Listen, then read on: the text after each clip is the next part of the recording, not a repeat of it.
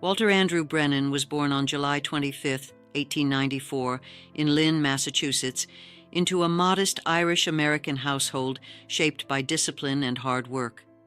His father worked as an engineer, surrounded by machinery and practical problem-solving, while his mother anchored the family with quiet strength. Growing up in nearby Swampscott, Brennan experienced a childhood defined not by comfort, but by routine, responsibility, and observation.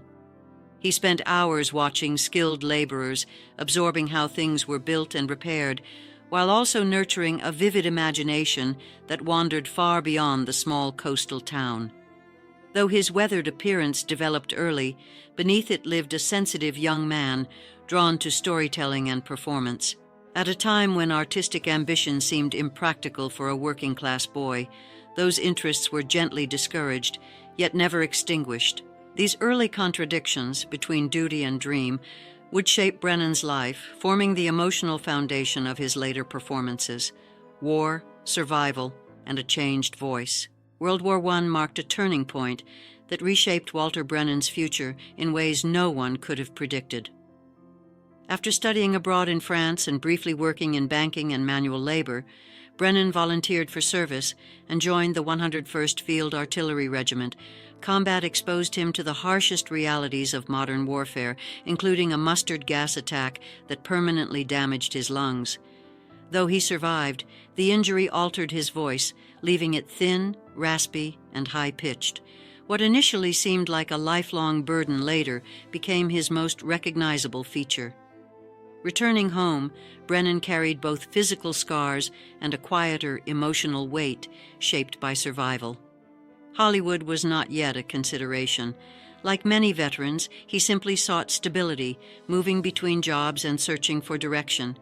Yet the war had unknowingly given him something rare, a voice that would eventually distinguish him in an industry just beginning to embrace sound. Searching for stability after the war. In the years following the war, Brennan lived a life of trial and uncertainty, taking on whatever work he could find. He worked in a bank, spent time as a lumberjack in Maine, and even explored journalism along the Boston docks. His ambitions were practical rather than glamorous, and at one point he considered relocating to Central America to pursue agricultural work. Eventually, he moved west to California, hoping real estate investments would provide security. For a brief moment, it seemed he had found his footing. Then the mid-1920s housing collapse erased his savings almost overnight. With limited options and a growing family to support, Brennan found himself starting over once again. This financial collapse, painful as it was, forced him to seek new opportunities. What followed was not a carefully planned career move, but a desperate step forward that would unexpectedly change his life forever. Entering Hollywood from the margins. Walter Brennan's entry into Hollywood was anything but glamorous. He walked onto studio lots not as a performer, but as a laborer, stuntman, and background extra, willing to accept any task that paid. Throughout the late 1920s and early 1930s, he appeared in countless films without credit, often risking injury in dangerous stunts involving horses, falls, and fight scenes. These invisible years became his education. Brennan studied camera angles, lighting, timing, and how small gestures could convey meaning in seconds. Unlike leading men shaped for romance and heroism, his thin frame, worn face, and unusual voice made him believable as everyday people. Directors noticed that authenticity. He brought truth to farmers, workers, and outsiders, characters that felt lived in rather than performed. Slowly, almost unnoticed, Brennan built a reputation as someone who could make even the smallest role feel real. Breakthrough and Oscar recognition. The turning point in Brennan's career came in 1936 with Come and Get It, where his understated portrayal of a gentle carpenter surprised both audiences and critics. Without grand speeches or dramatic flair, he conveyed emotion through silence, posture, and expression, earning his first Academy Award for Best Supporting Actor. It was an unexpected triumph that redefined his place in Hollywood. He followed this success with Kentucky in 1938, winning a second Oscar for a role defined by loyalty and quiet devotion. Then, in 1940, Brennan delivered his most complex performance as Judge Roy Bean in The Westerner, balancing humor and menace with remarkable control. That role earned him a third Academy Award, setting a record that still stands. Brennan proved that supporting roles could carry emotional weight equal to leading parts, reshaping how character actors were valued in cinema. A pillar of classic Hollywood films. Throughout the 1940s, Walter Brennan became one of Hollywood's most reliable supporting actors, enriching films with depth and humanity. In Sergeant York, 1941, he portrayed a guiding spiritual figure whose quiet influence grounded the story's moral center. In To Have and Have Not, 1944, his role as a flawed yet loyal sailor brought warmth and melancholy to a tense wartime narrative.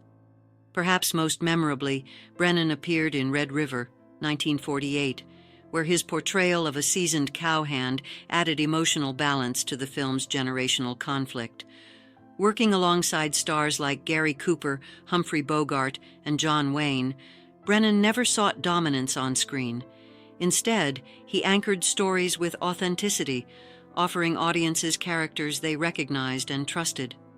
By the end of the decade, his presence alone signaled quality, reinforcing his legacy as one of Hollywood's finest character actors. Reinvention through television and westerns. As television rose in popularity during the 1950s, Brennan adapted with remarkable ease.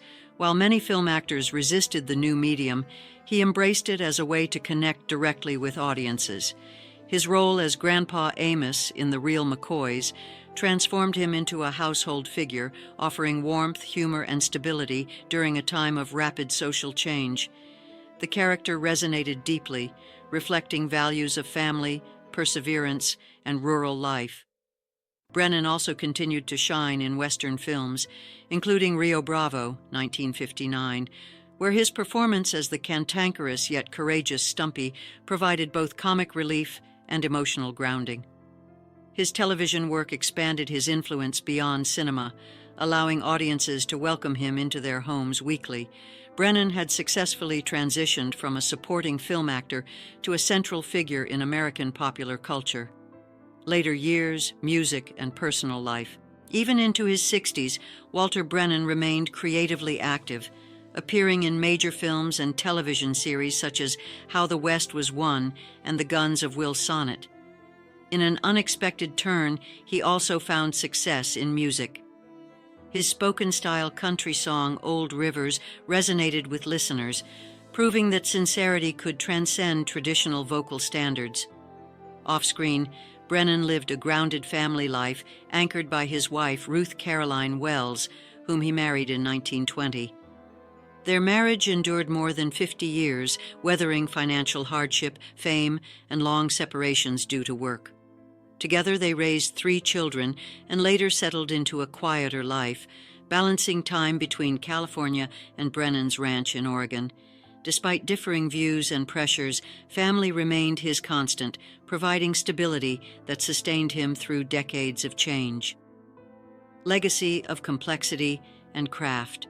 Walter Brennan passed away on September 21, 1974, at the age of 80. Closing a chapter on one of Hollywood's most distinctive careers.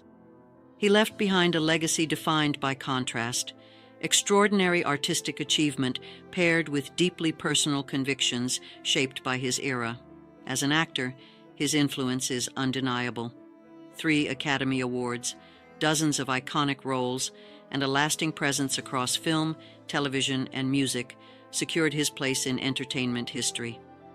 Brennan demonstrated that greatness did not require leading man glamour, only truth and commitment to craft. His characters reflected endurance, vulnerability, and humanity, resonating across generations. Today, he is remembered not as a symbol of perfection, but as a reflection of complexity, an artist shaped by hardship, history, and conviction. In that complexity lies the reason his work continues to be studied, remembered, and appreciated.